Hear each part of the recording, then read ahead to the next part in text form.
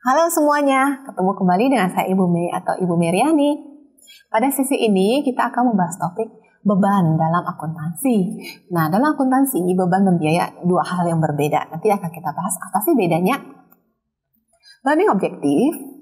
Setelah mempelajari video ini, diharapkan Anda dapat memberikan contoh beban dalam kehidupan sehari-hari, contoh beban dalam perusahaan, pengakuan beban menurut standar akuntansi, bagaimana pengukuran beban menurut standar akuntansi keuangan, bagaimana pelaporan beban menurut standar akuntansi keuangan.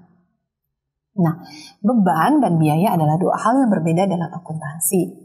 Nah, seperti di video sebelumnya, kalau biaya pengorbanan untuk mendapatkan sesuatu, nah beban pengorbanan untuk mendapatkan sesuatu yang sudah terpakai, maka menjadi beban. Misalnya 1 Januari 2022,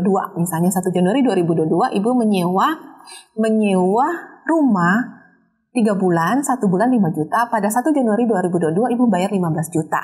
Nah, pada saat terjadi transaksi itu, Ibu catatnya sebagai biaya. Biaya kan udah terjadi, nah belum menjadi beban. Kenapa? Karena belum terpakai. Nah, pada saat di akhir 31 Januari 2022, maka udah menjadi beban 1 bulan. Tadi contohnya 1 Januari 2022 Ibu membayar sewa rumah 15 juta untuk 3 bulan. Berarti 1 bulan 5 juta. Pada 1 Januari 2022 transaksi Ibu bayar belum menjadi beban. Pengorbanan untuk mendapatkan sesuatu yang telah terpakai bebannya. Kalau tadi biaya pengorbanan untuk mendapatkan sesuatu, kita mau beli makan kita bayar, belum terpakai itu biaya. Pada saat kita pengorbanan mengeluarkan kas untuk mendapatkan barang atau jasa, maka itu biaya.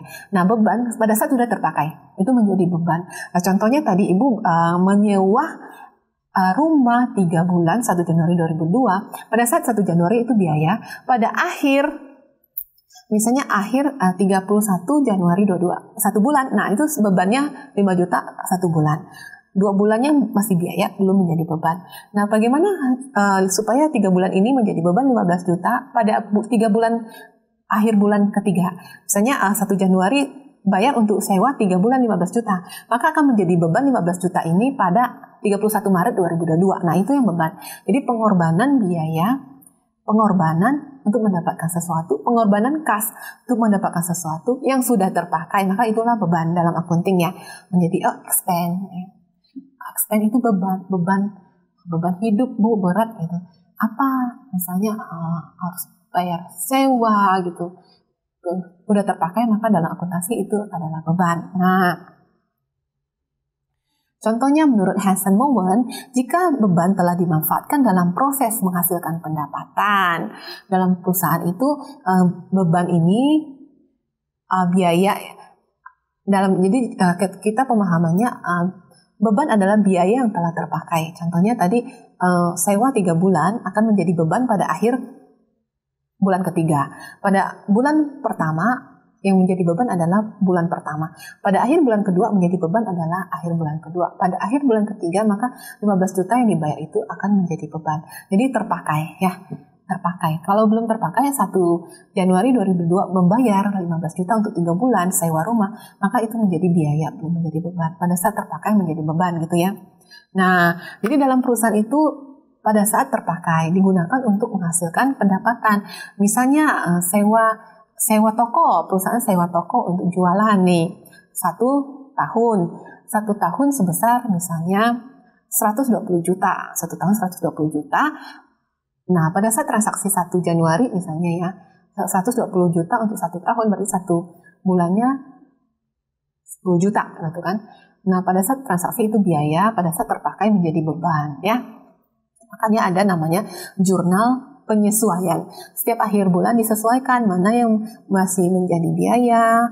Nah, itu dicatat sebagai aset, dan mana yang udah menjadi beban atau expense. Catat sebagai expense dalam laporan. Expense muncul di dalam laporan laba rugi, biaya muncul di dalam laporan neraca. Ya, beban adalah biaya yang telah memberikan manfaat. Memberikan manfaat tadi udah terpakai, udah memberikan manfaat ke kita kan. Ibu sewa rumah 3 bulan udah Ibu tempati selama 3 bulan, maka menjadi beban, sudah memberikan manfaat ke Ibu selama 3 bulan. Kalau selama belum dipakai, maka itu masih menjadi biaya. Biaya yang belum dinikmati yang dapat memberikan manfaat di masa akan datang dikelompokkan sebagai aset. Nah, contohnya tadi kalau Ibu sewa 3 bulan, maka kalau belum dipakai pada 1 Januari, tanggal sewa itu masih aset karena belum memberikan manfaat ya. Nah, contoh nih, ada beban air, beban listrik, beban telepon ya. Beban itu sendiri terjadi karena 2 sebab ya. Pertama, berasal dari cost yang sudah expired, yang sudah melampaui masanya. Tadi pakai nggak pakai, pokoknya kalau sewa 3 bulan, 31 Maret 2022 itu akan habis. Maksudnya nggak ditempatin juga, pokoknya kalau udah expired, ya, cost yang sudah expired, melampaui masanya, maka itu menjadi beban. Dan yang kedua, karena penggunaan, maksudnya beban itu hadir kalau kita sudah melakukan pemakaian tertentu, ya. Oke, pengakuan beban, bagaimana beban diakui? Beban diakui dalam laporan laba rugi jika penurunan manfaat ekonomi masa depan yang berkaitan dengan penurunan aset atau kenaikan kewajiban telah terjadi dan dapat diukur.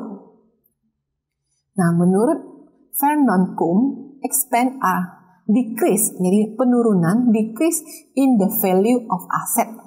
Decrease in the value of asset, penurunan nilai aset, maka itu beban menurut Vernon. Jadi sebelumnya kita pelajari bahwa beban diakui pada saat melampaui masa manfaatnya. Tadi kalau sewa 1 Januari 2022 selama 3 bulan 15 juta, misalnya selama sewa itu Ibu tiba-tiba ke luar negeri, nggak kepakai kan 3 bulan, pakai nggak pakai, kalau udah melampaui masa manfaatnya 31 Maret 3 bulan tadi, maka udah menjadi bebannya tadi. Dan yang kedua, jika sudah melakukan pemakaian tertentu. Jadi asumsinya tadi kalau 1 Januari transaksinya belum terpakai, belum masa manfaatnya, belum melampaui masa manfaatnya, masih belum. Kalau udah, maka dicatat sebagai beban ya.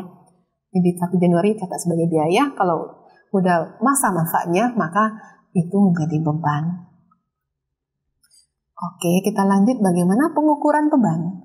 Beban diukur dengan nilai penurunan dalam aset atau peningkatan dalam utang yang berkaitan dengan produksi atau penyerahan barang atau jasa ya.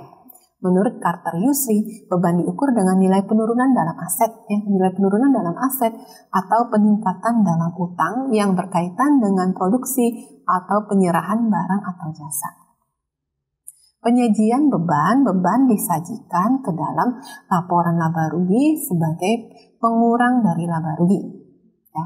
Jadi beban dalam laporan laba rugi pendapatan kurang beban dapat net profit atau loss. Ya. Kalau beban lebih besar maka dia rugi.